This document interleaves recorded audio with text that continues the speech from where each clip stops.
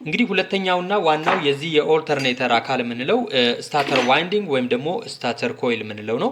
ይሄ ስታተር ዋይንዲንግ እንግዲህ የምንለው እዚህ ጋር እንደምትመለከቱት ሶስት ጫፎች አሉት ከዚህ ዋይንዲንግ የሚወጡ እንደዚሁም ደግሞ ሌላ እዚህ ጋር አራተኛ የምትመለከቱት ደግሞ እነዚህ ሶስቱ ዋይሮች ኢንዳቸው ስፕላይን ሆኖ እዚህ ጋር እናገኛለን ማለት ነው። ይሄ እንግዲህ የነዚህ የሶስቱ ዋይሮች ጫፍ ሌላኛው ጫፋቸው አንድ ላይ ስፕላይን ሆኖ እዚህ ጋር እናገኛለን ማለት ነው ተመልካቾቼ።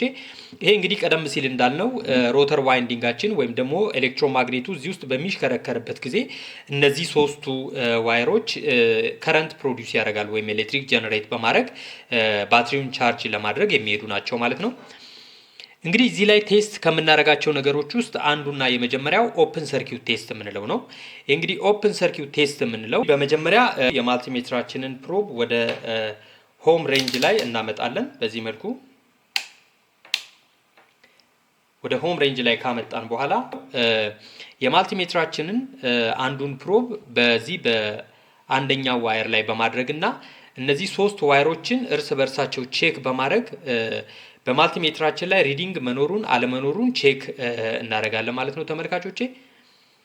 እንደምትመለከቱት እንግዲህ በዋይሮቹ መካከል ቼክ በምናደርግበት ሰዓት ላይ በሶስቱም ዋይሮች መካከል ላይ እንግዲህ ኮንቲኒቲ ወይም ደግሞ ሪዲንግ ሊሰጠን ይገባል ማለት ነው።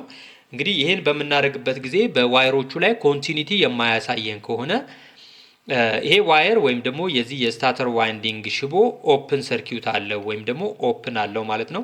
እንግዲህ እንደምትመለከቱት በሶስቱም ዋይሮች ላይ ቼክ በምናደርግበት ሰዓት ማልቲሜትራችን ላይ የኮንቲኒቲ ወይም ደግሞ ኮንቲኒየስ መሆኑን የሚያመላክት ሪዲንግ ያሳየናል ማለት ነው። እንደዚሁም በዚህ በእያንዳንዱ ሽቦና በዚህ በመሃል ላይ በምታገኙ ተርሚናል ላይም ቼክ በምናደርግበት ሰዓት ላይ እያንዳንዳቸውን ዋይሮች በዚህ መልኩ ቼክ ማድረግ እንችላለን ማለት ነው። ይሄን በማድረግ እንግዲህ ይሄ ስታተር ዋይንዲንግ ወይም ደግሞ ስታተር ኮይል ኦፕን ሰርኪዩት መኖር አለመኖሩን በዚህ መልኩ ቼክ እናደርጋለን ማለት ነው። እንግዲህ ሌላውና ሁለተኛው ቴስት እዚህ ላይ የምናደርገው ሾርት ሰርኪዩት ወይም ደግሞ ሾርት ማድረጉን ወይም ደግሞ ሾርት እንዳለው ቼክ እናደርጋለን ማለት ነው ተመልካቾቼ። እነዚህ ዋይሮች ሾርት ማድረጋቸውን ቼክ ለማድረግ የዚህ የማልቲሜትራችን ሪዲንግ እዚሁ ሆም ሪዲንግ ላይ እንዳለ ሬዚስታንሱን ነው ቼክ የምናደርገው ወይም ደግሞ ሜጀር የምናደርገው። እንግዲህ የእያንዳንዳቸውን ዋይሮች ሬዚስታንስ በዚህ በማልቲሜትር በመጠቀም ሪዲንጉን ቼክ እናደርጋለን። እንግዲህ እዚህ ጋር እንደምትመለከቱት ይሄ አሁን 0.7 ሆም ነው። የዚህ አንደኛው 0.6 ሆም ያነባል። እንግዲህ ሁለተኛውን ዋየር ደግሞ በምንለካበት ጊዜ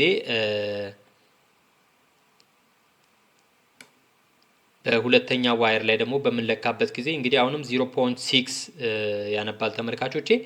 እንግዲህ በሶስተኛው ላይም እንደዚህ ሪድ በምናደርግበት ጊዜ ደግሞ እንደዚሁ የሚያሳየን እንግዲህ 0.6 አካባቢ ነው የሚያነበው ማለት ነው። እንግዲህ ይሄንን ሬዚስታንስ ሜጀር በምናደርግበት ሰዓት እንግዲህ 0.6 ሆም ነው የሚያነበው በዋይሮች መካከል ማለት ነው። ስለዚህ ይሄንን ያገኘነውን የሬዚስታንስ ሪዲንግ ወይም ደግሞ 0.7 ሆም ከዚህ ከኦልተርኔተሩ ስፔሲፊኬሽን ጋር ቼክ በማድረግ እና ኮምፔር በማድረግ ይህ ያገኘነው ቫልዩ ትክክል መሆኑን ከስፔሲፊኬሽኑ ጋር በማመሳከር ትክክል መሆኑንና አለመሆኑን ማረጋገጥ ይኖርብናል ማለት ነው። ነገር ግን በስፔሲፊኬሽን ላይ ካገኘነው ወይም ደግሞ ስፔሲፋይድ ከሆነው የሬዚስታንስ ሪዲንግ ዝቅተኛ ወይም ዝቅ ያለ ከሆነና የቀነሰ ከሆነ ይሄ ዋየር እንግዲህ ሾርት ማድረጉን በዚህ በቀላሉ መረዳት እንችላለን ማለት ነው ተመልካቾቼ።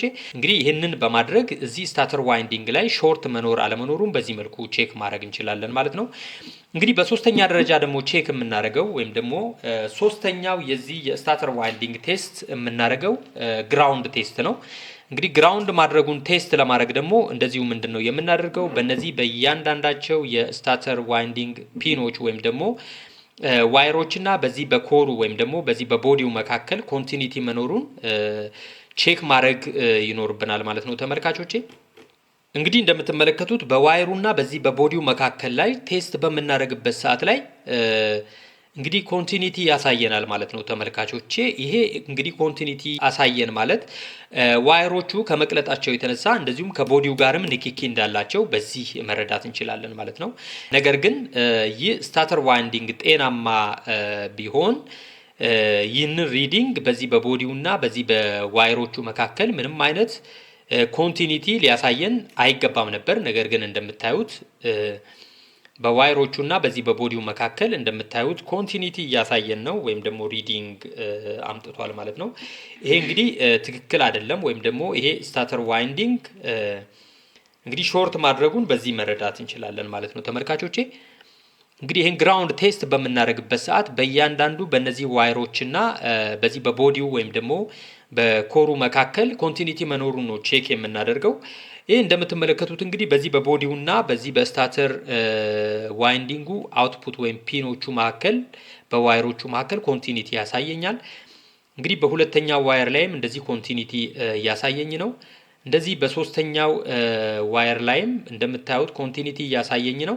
ይሄ ማለት እንግዲህ ይሄ ስታተር ዋይንዲንግ አሁንም ሾርት ከማድረጉም በተጨማሪ እንደዚህ ግራውንድ ማድረጉን ወይም ደግሞ እነዚህ ዋይሮች ከዚህ ከቦዲው ጋር ንክኪ ማድረጋቸውን በዚህ መረዳትና ቴስት ማድረግ እንችላለን ማለት ነው ተመልካቾቼ። እንግዲህ ይሄ ስታተር ዋይንዲንግ ቶታሊ ችግር እንዳለበት እነዚህ ቴስቶች በማድረግ በቀላሉ አይደንቲፋይ ማድረግና መለየት እንችላለን ማለት ነው ተመልካቾቼ። ቪዲዮውን ላይክ በማድረግ እንደዚሁም ደግሞ ለቻናሉ አዲስ የሆናችሁ ሰብስክራይብ እያደረጋችሁ በርካታ አስተማሪና ጠቃሚ ቪዲዮዎችን እንድትከታተሉ ከወዲሁ እየጋበዝኩኝ በዚህ ሰናበታለሁ። መልካም ጊዜ። ባባይ